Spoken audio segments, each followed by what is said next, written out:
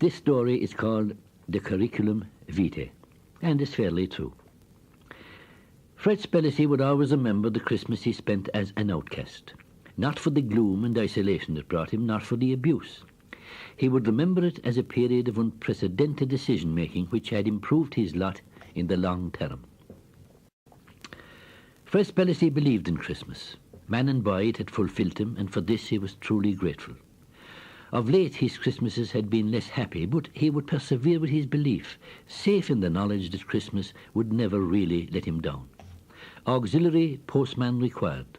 The advertisement, not so prominently displayed in the window of the Stow post office, captured Dolly Hallen's attention.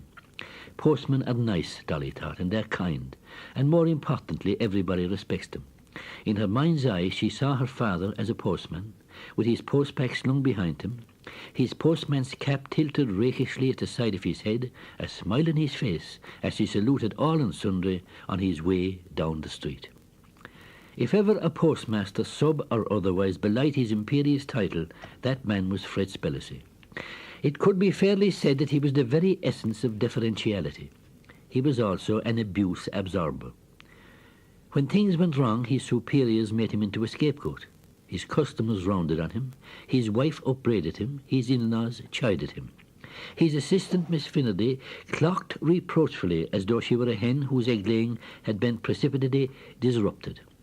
She reserved all her clocking for Fred. She never clocked at Fred's wife, but then nobody did. "Yes, child," Fred Spellacy asked gently.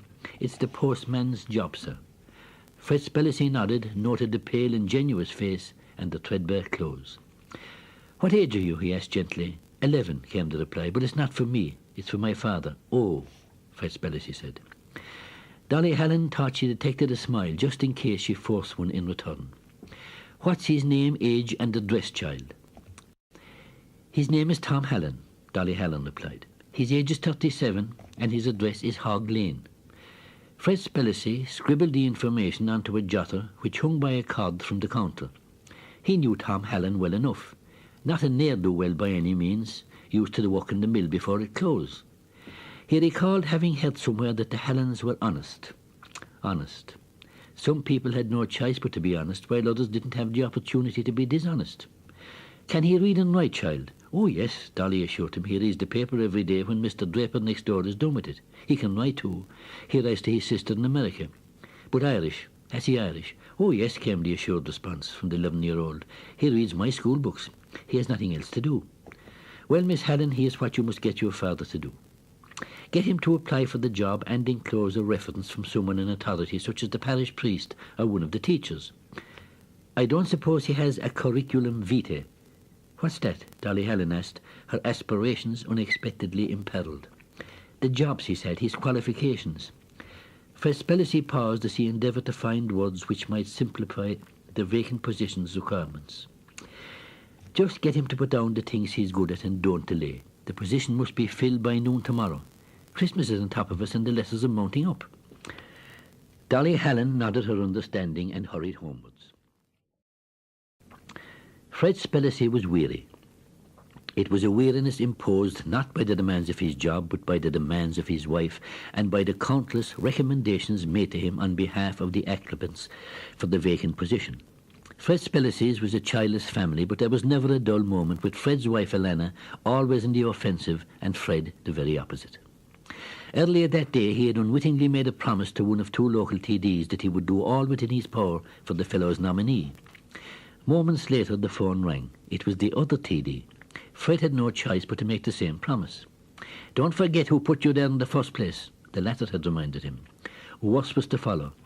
The Reverend Mother from the local convent had called, earnestly beseeching him not to forget her nominee, a genuine vessel of immaculacy who was, she assured him, the most devout Catholic in the parish. Hot on her heels came others of influence, shopkeepers, teachers, and even a member of the civic guards, all pressed into service by desperate job seekers who would resort to anything to secure the position. Even the pub next door, which had always been a sanctum sanctorum, was now out of bounds. The proprietor, none more convivial or more generous, had poured him a double dollop of Powell's Go label before entreating him to remember one of his regulars, a man of impeccable character, unparalleled integrity, unbelievable scholarship, and, to crown all, one of the boys as well. "Come in here." There was no mistaking the irritation in his wife's voice. She pointed to a chair in the tiny kitchen. "Sit down there, boy." She turned her back on him while she lit a cigarette. Contemptuously she exhaled, revelling in the dragonish jets issuing from both nostrils. Fred sat with bent head, a submissive figure. He dared not even cross his legs. He did not dare to tell her that there were customers waiting, that the queue at the counter was lengthening. He knew that a single word could result in a blistering barrage. "Melody O'D," she opened, "is one of my dearest friends." Her tone suggested that the meek man who sat facing her would grievously mutilate the woman in question given the slightest opportunity. Again she drew upon the cigarette. A spasm of coughing followed. She looked at Fred as though he had brought it about. "Her husband Mick hasn't worked for 3 years." Alana Spellacy proceeded in a tone unused to interference. "So you'll see to it that he gets the job of auxiliary postman." She rose, cigarette in mouth, and drew her coat about her. "I'll go down now," she announced triumphantly, "and tell Melody the good news." When Tom Hallen reported for work as auxiliary postman at the sub-post office at noon on the following day, Alana Spellacy was so overcome with shock that she was unable to register a single protest. When Tom Hallen donned the postman's cap, at least a size too large, she disintegrated altogether and had to be helped upstairs by her husband and by Miss Finnerty. There she would remain throughout the Christmas, her voice fully restored, and to be heard reverberating all over the house, until she surprisingly changed her tune shortly after Christmas, when it suddenly occurred to her that the meek were no longer meek and must needs be cosseted. Alana Spellacy had come to the conclusion that she had pushed her husband as far as he would be pushed. Others would come to the same realization in due course. Late in his days, but not too late, Fred Spellacy, the puppet, would be replaced by a resolute, more independent Fred. Fred Spellacy had agonized all through the previous night over the appointment. In the beginning he had formed the opinion that it would be in his best interest to appoint the applicant with the most powerful patron, but unknown to him the seeds of revolt had been stirring in his subconscious for years. Dolly Hallen had merely been the catalyst. Fred had grown weary of being told what to do and what not to do. The crisis had been reached shortly after Dolly had walked out the door of the post office. That night, as he pondered the merits of the score or so applicants, he eventually settled on a short list of 4. These were the nominees of the 2 TDs, his wife's nominee, and the rank outsider, Tom Hallen of Hog Lane. He had once read that the ancient Persians never made a major judgment without a second trial. They judged first when they were sober, and they judged secondly when they were drunk. As he left the post office, Fred Spellacy had already made up his mind. He bypassed his local and opted instead for the privacy of a secluded snug in a quiet pub which had seen better days. After his 3rd whisky and chaser of bottled stout, he was assumed into that piquant if temporary state which only immoderate consumption of alcohol can induce.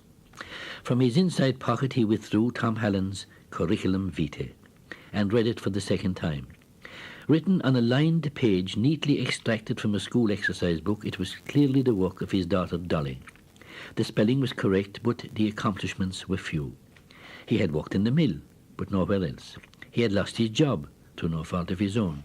Thus far it could have been the story of any unemployed man within a radius of 3 miles, but then the similarities ended, for it was revealed that Tom Hallen had successfully played the role of Santa Claus for as long as Dolly Hallen could remember.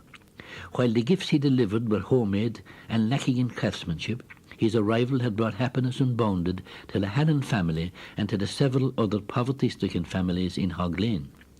Surely, Fred Spellacy addressed himself in the privacy of the snug, if this man can play the role of Santa Claus, then so can I.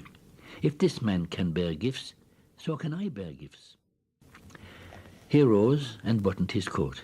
He pulled up his socks, and he finished his stout, before proceeding unsteadily but resolutely towards the abode of Dolly Hallen in Hog Lane. He had been prepared, although not fully, for repercussions.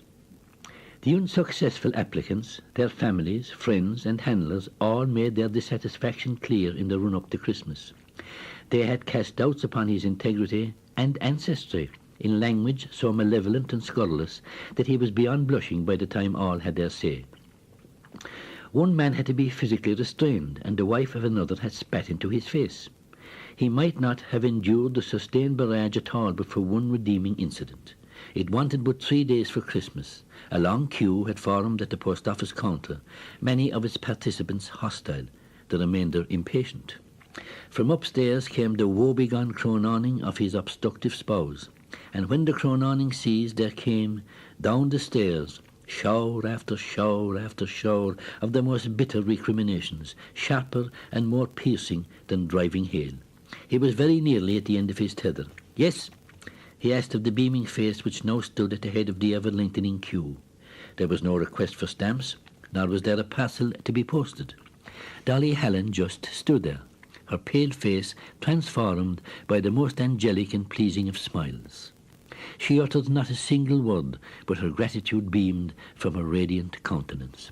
Fred Spellacy felt as though he had been included in the communion of saints. His cares vanished, his heart soared. Then, impassively, she winked at him. Fred Spellacy produced a handkerchief and loudly blew his nose.